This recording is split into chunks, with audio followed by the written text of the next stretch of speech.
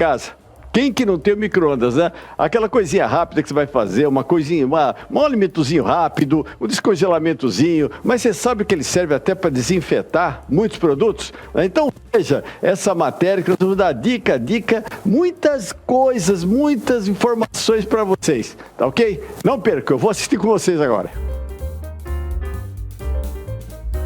Bom, gente, um aparelho micro-ondas atualmente é indispensável nas cozinhas, não é verdade? Né? Quem que não usa aquela rapidez, aquela facilidade? Então tem 3 funções básicas. Ele vai desinfetar, ele vai cozinhar e vai descongelar. E hoje nós vamos desvendar todos os segredos do micro-ondas. Como limpa, o que pode ser utilizado. Então não perquem, daqui a pouquinho, micro-ondas e você. Bom, gente, o aparelho micro-ondas também é chamado de forno micro-ondas, mas é o nome errado, porque ele não aquece, Olha como é que ele funciona. Repara que dentro dele, lá dentro, né, ele tem um aparelhinho chamado magnetron. Esse magnetron tem um ventilador, então ele emite ondas chamadas micro-ondas, por isso que é o nome do aparelho. Essas ondas, elas são refletidas por toda a parede, chegam no alimento e começam a vibrar as moléculas de água que tem dentro do alimento. Essas moléculas elas começam a vibrar, uma bate na outra e gera o aquecimento.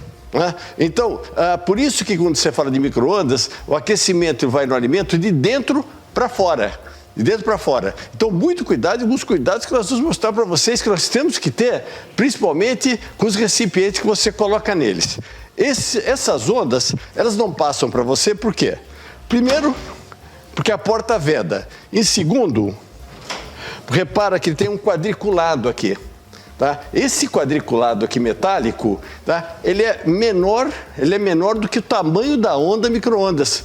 Por isso que ele não passa, por isso que ele não te queima, né? E pode te queimar, hein, se por acaso ele estiver aberto. Então isso daqui são os segredos que nós vamos desvendar do micro-ondas.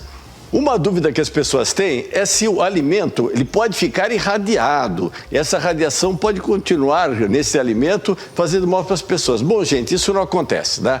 Quando você liga o micro-ondas, as moléculas de água elas começam a vibrar. Tá? Vamos ter como exemplo. É como se fosse uma partida de futebol. Na hora que você liga o micro-ondas, é como se fosse na hora do gol. Na hora do gol, o que acontece? As pessoas pulam, se abraçam, né? Começam a pular e tal. Né? Quando você desliga o micro-ondas, é como se fosse a continuação da partida de futebol. As pessoas já sentam, ficam tranquilas. É a mesma coisa das moléculas. Então, ela não gera uma radiação, né, que possa fazer mal para as pessoas. Alguns cuidados você tem que ter com o micro-ondas, tá? Por exemplo, você sempre deixa uma tomada do modo que você tenha condição de retirar. Por quê? Vamos supor que você coloque um pão ou para outros produtos secos. Se ele pegar fogo, se por acaso pegar fogo internamente, o que acontece? Nunca abra o micro-ondas, né? Se abrir, você vai ter uma língua de fogo que vai te pegar. Então você deixa fechado, puxa da tomada e espera o fogo acabar. Quando o fogo acabar, aí que você abre e vai ver o estrago, né? Vai fazer o quê? Bom, gente, você pode esquentar muita coisa no micro-ondas, tá? Tipo queijo, molhos e uma boa pipoca, né? Quem que não gosta, né? Mas é o seguinte, a pipoca, quando ela vai ser feita, ela vai deixar um odor dentro do micro-ondas. O molho pode respingar, né? Queijo também deixa um odor, Então, como fazer para limpar? Você não pode utilizar nenhum desses produtos, tipo sapólio, palha de aço ou nada abrasivo. Nós falamos para vocês, hein, que existe uma reflexão. Se você passar alguma coisa abrasiva, você vai perder essa reflexão. Como pode também acabar com essa trama que está impedindo da radiação chegar na tua vista ou no teu corpo. Bom, gente, para limpar o micro-ondas e tirar todos aqueles odores de pipoca, queijo, você vai precisar de poucos produtos. Olha só, rodelas de limão ou vinagre, um ou outro, detergente, água, tá? Uma esponjinha do lado macio, né? E só isso. Então, primeira coisa, vamos retirar o odor e deixar aquelas sujeiras, ó, que elas já estão secas, tá? Vamos deixar ela macia, prontinha para ser limpa. Então, nós vamos utilizar ou água com rodelas de limão, ou então vinagre, uma ou outra. Tá? Vamos fazer aqui com água com limão. Você vai colocar aqui dentro, você vai ligar por 2 minutos.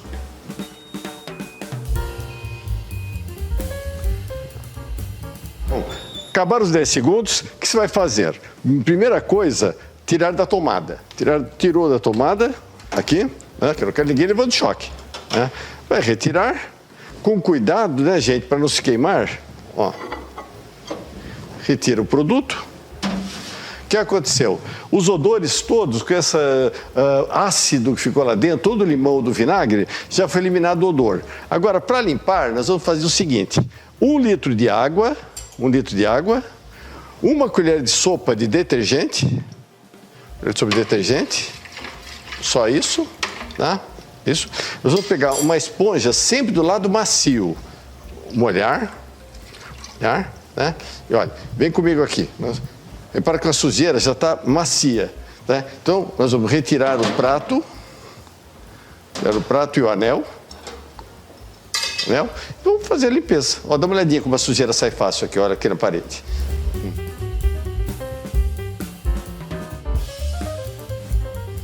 Ó, a sujeira sai todinha aqui. Não esquece de limpar também aqui o teto, tá?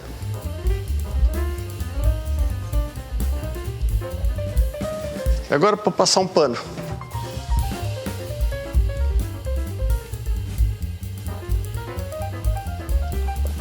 Na parte externa do gabinete, sempre há com detergente um paninho levemente umedecido, e só passar nele. E agora, com relação a este prato e este anel, nós vamos limpar na pia. Quer lavar embaixo.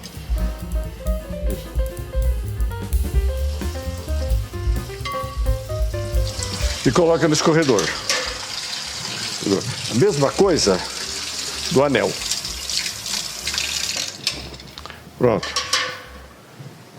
Só isso.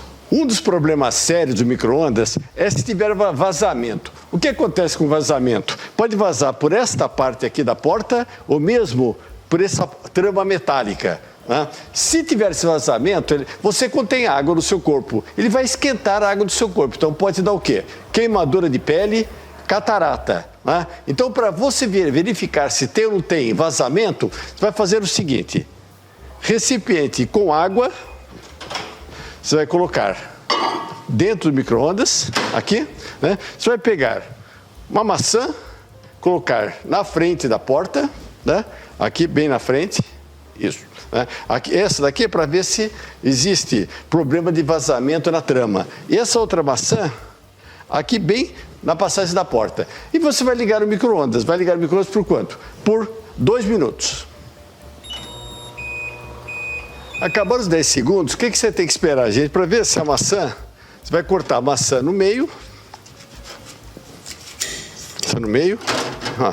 E repara que não tem nenhum ponto de cozimento. Não é? Como seria um ponto de cozimento? Vamos dar uma olhadinha.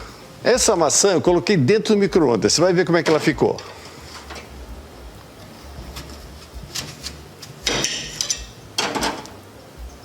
Ó, repara aqui essa área central. Isso daqui que nós chamamos de ponto de cozimento. Repara que é bem diferente das outras. Esse daqui, ó. Um cozimento, ela fica macia aqui. Fica bem macia. Bem macia. Essa daqui já não, você fica mais dura. Então, se aparecer algum ponto de cozimento ou na área central, ou mesmo nessa superfície, né, é que você está com vazamento de micro-ondas.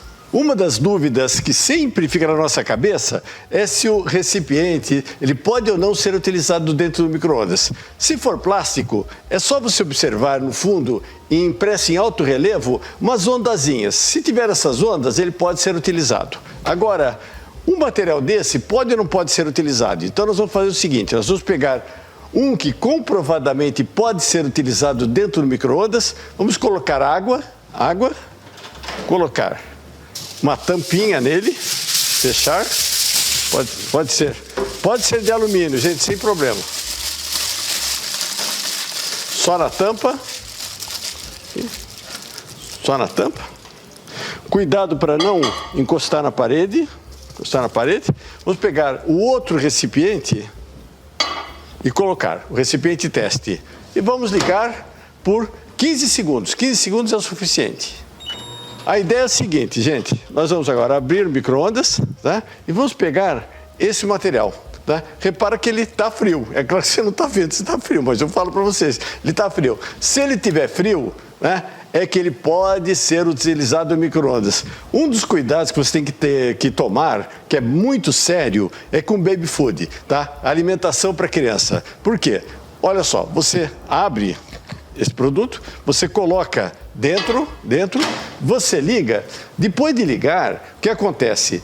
Ele vai aquecer o alimento. Vai aquecer o alimento, como eu falei para vocês, o recipiente não aquece. Então, muitas vezes, você abre, você pega e vai dar para a criança. Você sente, e ela ainda está fria, mas dentro está muito quente. Então, o que você faz? Você sempre pega uma colherzinha, dá uma boa mexidinha, mexe bastante, sinta a temperatura, depois que você dá para o seu filho. Bom, gente, como vocês viram, o micro-ondas ele pode ser um aliado enorme na sua casa. Basta saber mexer com ele, tá? Então, aprenda. Use o micro-ondas como seu amigo. Gente, hoje o Dr. Bactéria Entrevistas está fantástico, tá? Vem um amigo meu particular, tá? Dr. Márcio Steinbruch. Ele vai me ensinar a falar o nome dele, que é um pouquinho complicadinho, mas a pessoa é maravilhosa, ela tem uma facilidade de expressão, né? Além do conhecimento que ela tem. Ele tem um conhecimento fantástico, ele é um angiologista. Então ele vai explicar muita coisinha aqui, muita coisa necessária e coisa que você não sabia também. Doutor Márcio, vem aqui, doutor Márcio. Tudo bem com você?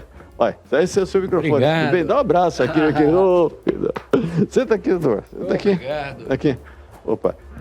Prazer, Pilar. Obrigado pelo convite. Prazer é todo meu. Poxa vida. É sempre gostoso estar contigo, bater aquele papo bem descontraído, né? Da última vez o programa acho que tinha meia hora, a gente ficou 1h30 conversando, né? Foi, nossa, conversa começa com o Dr. Márcio aqui, gente, é coisa de, você vê, você fala assim, pô, já passou acho que 5 minutos, vai ver, já passou 1h30, então, coisa, a pessoa assim, além do conhecimento todo, extremamente simpática, né? Uma palavra fácil, gosta de falar, fácil. Obrigado. Tá? E como é que me fala do seu, é Márcio? Márcio, se for em português é Steinbruch. Steinbruch. No alemão, né? No original seria Steinbruch. Steinbruch. Vou ficar no português? Vamos ficar no português. A tradução do meu nome para o inglês seria Flintstone. Flintstone? Quebra-pedra. Quebra-pedra. Steinbruch. Sim. E, em alemão é pedreiro. Sim. Pedreiro. Você nunca pensou em fazer na parte de rins? Com as pedras? Não. Quebra-pedra, deveria ser, né? Nefrologista. Nefrologista. E como é que chegou para você e falou assim, vou cuidar dessa área que é uma área complicada, uma área tão importante, né? Na parte de angiologia. Primeiro explica para o pessoal o que um angiologista faz. Bom, a angiologia é a especialidade da medicina que cuida não dos anjos, mas dos vasos... Ele chegou voando aqui. Mas dos vasos sanguíneos. A angiologia, anjo é vaso, logia é estudo. A angiologia é um nome genérico da cirurgia vascular. Né? E mais recentemente dividiram a especialidade em angiologia, que seria a parte clínica, e a cirurgia vascular, que é a parte intervencionista, né? E basicamente a gente cuida da circulação, tanto a venosa como a arterial. Sim. A arterial leva o sangue, a venosa traz de volta aquele sangue usado. E basicamente isso, de acordo com o sentido que ele vai, de acordo com isso é que nós vamos ter as doenças e os problemas circulatórios. A gente viu a importância muito grande, ficou bem claro agora na pandemia, né? Sim, a pandemia, ela mexeu muito com a circulação, principalmente por conta do home office. Sim. Aqueles indivíduos... Por que vocês acham, gente, vocês estão vendo a gente agora, por que vocês acham que o home office complicou a parte de varizes? Por que vocês acham aqui? Explica o pessoal. Bom, a questão do home office, então vamos para trás. Vamos falar um pouquinho sobre a panturrilha? Vamos. Porque aí... Panturrilha é o que o pessoal chama lá na minha terra, chama de barriga da perna. A barriga da perna, isso mesmo. Isso. É batata da perna. Batata da perna, essas coisas assim. Isso. Na verdade, o nome é panturrilha. Dizem até que se a barriga da perna engravidar, o neném vai mamar no peito do pé. Tá vendo? Mas vamos falar um pouquinho, Sim. até o assunto que a gente teoricamente iria falar hoje, que é a questão da panturrilha. Exato. Nós temos duas circulações. A circulação arterial, que é aquela que leva o sangue rico em oxigênio para a periferia, e a circulação venosa, que traz o sangue usado com os resíduos das células de volta para o coração e, consequentemente, passar pelo pulmão e oxigenar novamente. Por isso chama-se circulação, porque ele circula. É como se fosse um ônibus. É mais ou menos, ter o circular, isso circular. mesmo. Eu tomei muito circular da USP, viu? Pelo menos era de graça. Sim. E aí, voltando. Então, o sangue arterial, ele é impulsionado pelo coração. Nosso órgão primaz que bombeia o sangue para todo o organismo. Mas e o retorno do sangue? O retorno venoso, no que a gente tem acima do coração, ele vem pela gravidade. Mas e o que está lá embaixo? O que vai para as pernas? O que vai para as pernas tem que subir de alguma forma. Rapaz, sabe que a gente não pensa nisso, né? Que a gente pensa que o coração faz tudo, né? Mas Não. ele não tem um aspirador, né? Não. O aspirador, aquele bombeia, depois assopra. Exatamente. Não faz isso. Então tem que alguém jogar. Por cima é pela gravidade. Não, E para porque baixo. todo mundo imagina que ele empurra o sangue lá para baixo e aí aquele sangue que vai para baixo empurra para cima o outro. Não, porque nós temos um filtro, né? A artéria ela vai afinando e vai formando capilares que são microscópicos e aquilo lá forma um verdadeiro filtro, de forma que o sangue não tem força para atravessar aquilo. Sim. A artéria força ele, mas ele não tem força para voltar. Então o que acontece? As veias, né? Deus, quando fez a gente, pensou em tudo. Como o homem é um ser vivo que anda ereto, se desenvolveu então um mecanismo de bombeamento desse sangue venoso para cima. Rapaz, eu nunca tinha pensado por esse aspecto, assim, você está clareando tudo. Nossa. Ou seja, Sim. dentro das veias existem válvulas que se abrem e fecham para o sangue não voltar. Até aí tudo bem. Mas como é que ele sobe? Então, conforme a gente caminha, a musculatura da panturrilha, da batata da perna ou da barriga da perna... Das três. Exatamente. Isso. Aquela musculatura, quando a gente encosta o calcanhar no chão e aí força a ponta do pé, para o pé levantar, quem puxa o nosso calcanhar é a musculatura da barriga da perna, que ela se contrai. No que ela se contrai, a grande parte da circulação venosa da perna passa por dentro daquela musculatura. Eu diria que cerca de 85% do sangue fantástico. da perna Sim. vem pelas veias internas que passam por dentro desse músculo. Então, conforme a gente caminha ou mexe o pé, né, a gente chama isso cientificamente de movimento de báscula, é aquele movimento da máquina de costura antiga, né? Sei. Aquilo lá, por isso costureira antigamente não tinha varizes. Sim.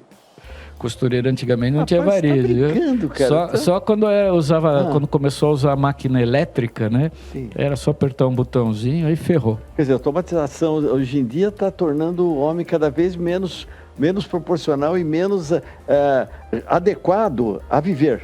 Exatamente. Sim. Então, o que acontece? Conforme a gente caminha, conforme a gente movimenta o pé, a panturrilha, isso bombeia o sangue de volta. Então, doutor Márcio, pela sua explicação, quer dizer então que essas horas paradas da pandemia, que as pessoas ficaram paradinhas, isso daqui tudo, quer dizer que teve ou vai ter problemas relacionados com a circulação? Exatamente. Como eu expliquei, agora todo mundo já entende como é que funciona o segundo coração nosso, que é a panturrilha, é conhecido também como segundo coração. Sim. Então imagina A pessoa parada 12 horas no dia, porque geralmente quando se faz home office se esquece até de almoçar, de comer, quando muito levantar para ir ao banheiro. Então, a pessoa às vezes segura, de repente você está num joguinho, alguma coisa. Joguinho não, às vezes está trabalhando mesmo, né? Às vezes está até trabalhando.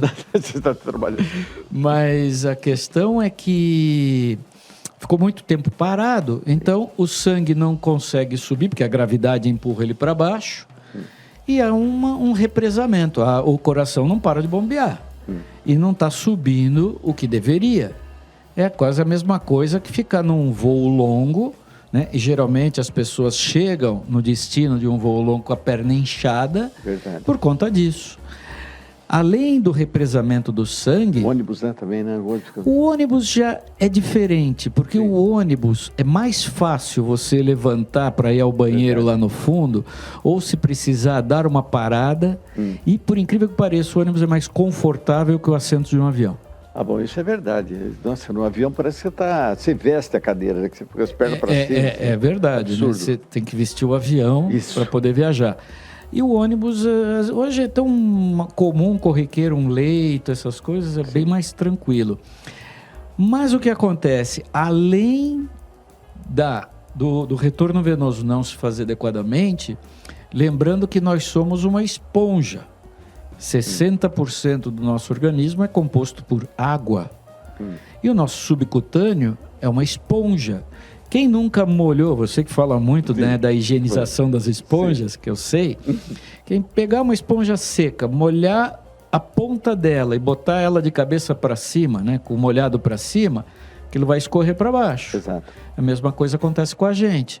A água que está distribuída no organismo, ela vai descendo com a gravidade, por isso que incha a perna também em voos longos, né? Então, é isso que aconteceu na pandemia, no tocante a doenças venosas. E pegando o gancho da questão do segundo coração nosso, nós podemos imaginar o quê? Se o sangue não está conseguindo subir, está havendo uma sobrecarga nas veias, ou seja, a pressão está crescendo, as veias superficiais, que não aguentam tanta pressão como as internas, elas vão dilatar, perder elasticidade e acabam se transformando em varizes. Então quer dizer que varizes não é somente um problema de estética? De jeito nenhum. Varizes é uma doença. É doença. É doença. O problema é que ela causa um dano estético. Mas varizes são doença. Tem que ser tratado. Então quer dizer que a pessoa olha varizes, a pessoa pensa que é um problema estético, normalmente vai tratar até porque está achando feia, mas na verdade ela está doente. É importante isso, pessoal, colocar na cabeça isso. Sabe o que acontece? O leigo, eu não tiro a razão deles. O leigo, ele acha que tudo aquilo que não dói é estético. Sabe? Doutor, eu tô com um caroço aqui, mas não dói. Eu queria tirar porque está me incomodando esteticamente. A primeira coisa que ele fala, né? Doutor, eu tenho mancha. Tem uma pinta preta aqui na ponta do... É feia que dói, vamos tirar. Feia que dói. Feia. Aí o médico olha, não, mas isso aqui é pré-canceroso, isso aqui pode virar um câncer, tem que tirar mesmo. Mas ela só foi pela estética. Aí eu pergunto, ele está tirando aquela pinta pela estética ou porque pode virar algo ruim? Sim. Pelos dois. Então, não adianta também arrancar meio nariz para tratar aquela pelota. Então, o que se faz é tirar aquilo de uma forma bonitinha e resolver o problema. Varizes é a mesma coisa, varizes não doem. Todo mundo acha que para ser problema tem que doer. Varizes não dói. As varizes, quando começam a doer mesmo, é porque elas já estão numa fase avançada. Ou seja, o paciente olha para a perna, vê um monte de vasinho, já acha aquilo horrível. Perfeito, vai procurar o médico porque incomoda esteticamente.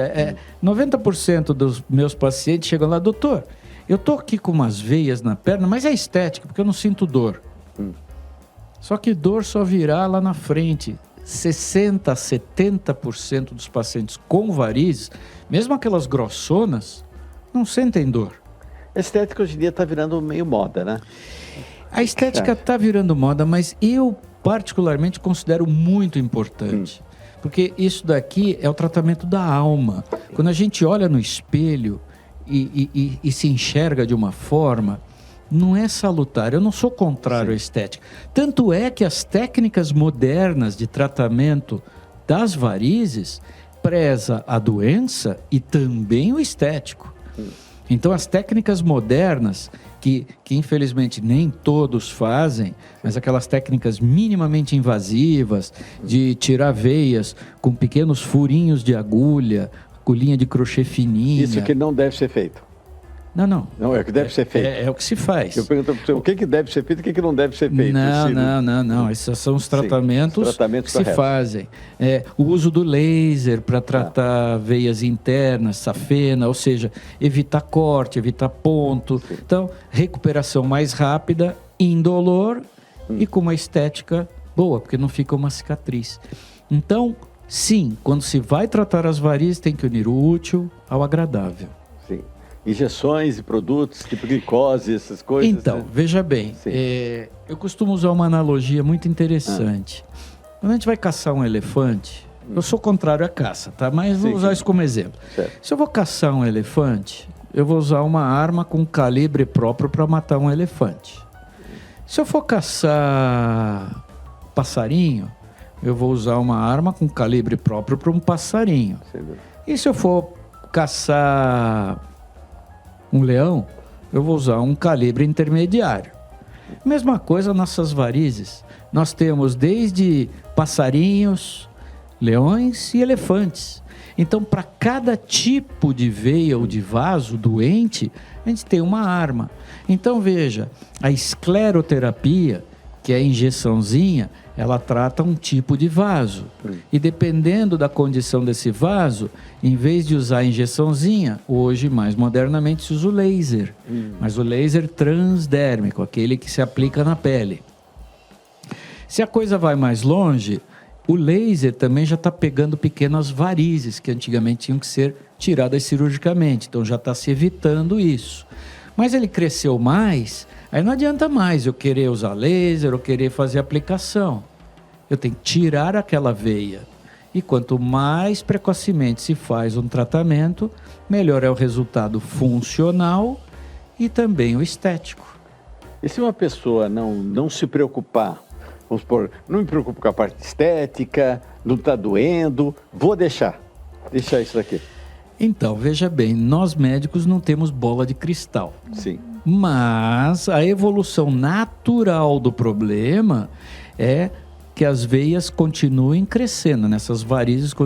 Veja, varizes são a dilatação de veias normais. Eu costumo brincar que as varizes são as cáries das veias.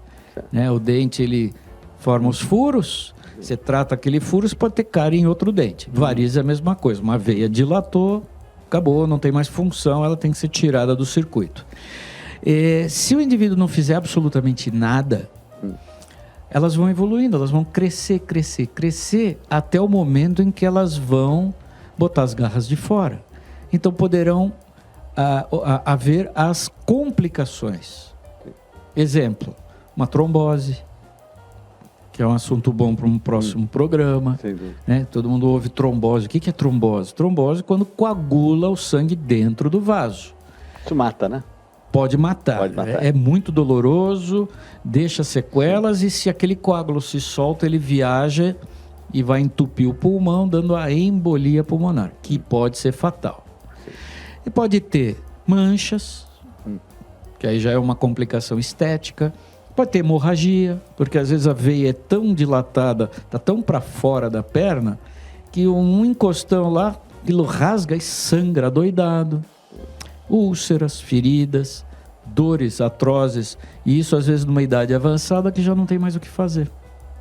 Então, cai justamente na minha outra pergunta, né? Por exemplo, eu não tenho nada visível, não tenho nada visível nas pernas, não tenho nada visível. Eu acho que eu estou bem, acho que eu estou bem.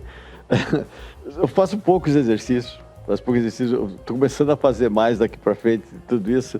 O que eu poderia fazer assim para prevenção? Que tem check-ups que você faz, tem alguns exames. Qual exame que eu poderia fazer? Qual a periodicidade assim que eu poderia fazer? Bom, primeiro, o que eu sempre digo é o seguinte: a tendência ao indivíduo criar varizes, ela é genética.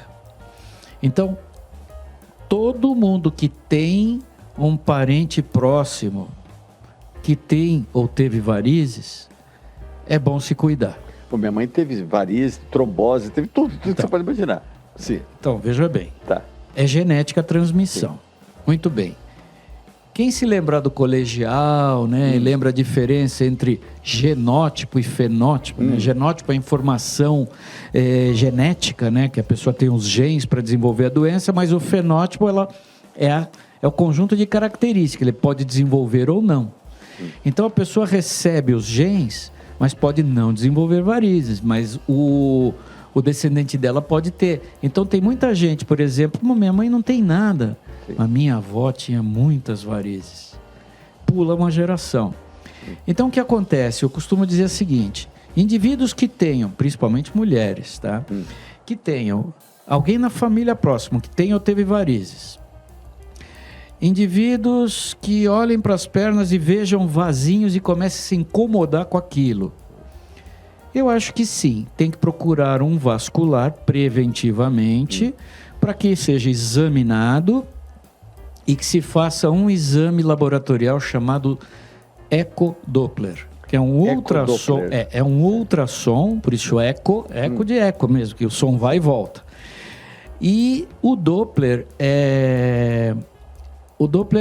é uma, como eu vou dizer assim, é algo da física, né, que rege como o som ecoa no movimento.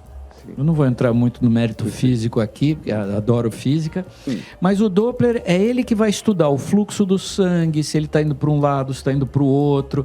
Então a máquina vai dizer se o sangue está fluindo adequadamente, se está tendo refluxo, ou seja, se aquelas válvulas não estão fechando adequadamente, né? Então é muito importante, sim, pessoas que levem uma vida sedentária e que tenham... Eu gostei do... Eu levo mais ou menos. Você que disse, eu confesso. Estou tentando mudar. Mas não apontei para você, foi genérico. Mas pessoas, minha mãe tinha muitas varizes, então é importante, sim, visitar um vascular, fazer um exame físico e um Doppler. O que você vai fazer amanhã? Amanhã eu tenho um horário, se quiser. Mas um outro detalhe: doutor, eu olho para as minhas pernas, eu não vejo nada, eu só tenho esses vasinhos aqui. Então, outra coisa muito importante: varizes não é só aquilo que a gente vê.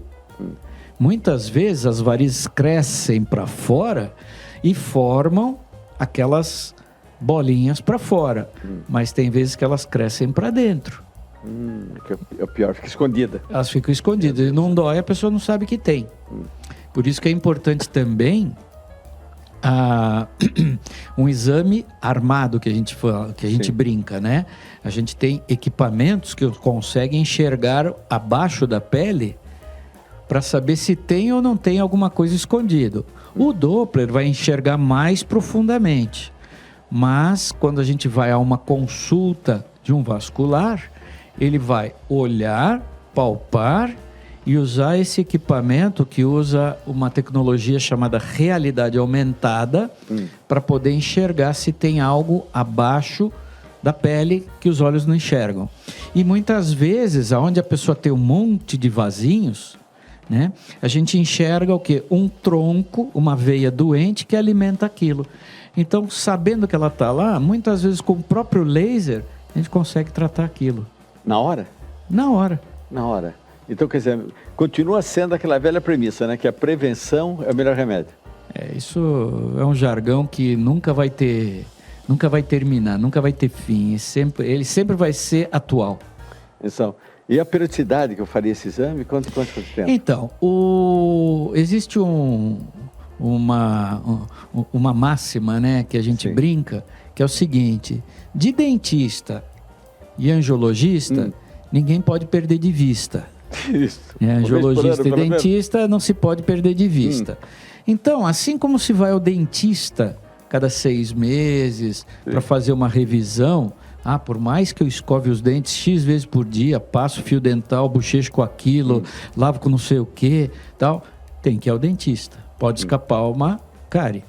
E varizes, a circulação é a mesma coisa, pelo menos uma vez por ano, é importante fazer uma visita ao angiologista. Gente, doutor Márcio Steinbruch. eu não vou escrever. Como é que eu te encontro? O pessoal vai ter muitas dúvidas aqui, muita curiosidade. Olha, as minhas redes sociais são fáceis de guardar, porque ninguém vai precisar lembrar do meu sobrenome. Né? O meu site é o www.livredevarizes.com.br. Livredevarizes.com.br. Tudo junto. Livre de varizes. Varizes é com Z, tá? Tá, varizes com Z. E o meu Instagram, que é Livre de Varizes. Livre de varizes. Gente, doutor Márcio Steinbruch, uma verdadeira aula aqui, uma capacidade de resumir um assunto que é tão importante aqui. Ele deu muitas informações para a gente aqui. Então procure o site dele, procure as redes sociais, né? E não esqueça, gente, vamos se cuidar, tá aqui. A prevenção é o melhor remédio que tem, né, doutor Márcio? Parabéns para o senhor. Obrigado, muito obrigado. Aqui. Muito obrigado. É uma pena que o tempo é curto, o assunto é longo, mas sabe que a melhor entrevista é aquela que, nossa, faltou um monte de coisa para falar. É a melhor. A melhor viagem é aquela que você volta com a vontade de quero mais, né? Eu te chamo de você, já que é amigão já. Não tem problema. A viagem com você, assim, é muito bem instruída, é muito bem prazerosa, pode ter certeza. Obrigado, obrigado. Então você vai estar sempre aqui. O que eu fizer, você está junto comigo. Muito obrigada. Eu agradeço o carinho, você sabe que você é uma pessoa também que eu admiro muito. E é só me convidar de novo. Convidar. Tá? Só que aí eu vou tentar sair mais cedo de casa. Nada, tá? Que é isso, segundo horário aqui. Gente, doutor Márcio aqui. Obrigado pela presença e tchau, hein, gente, tá?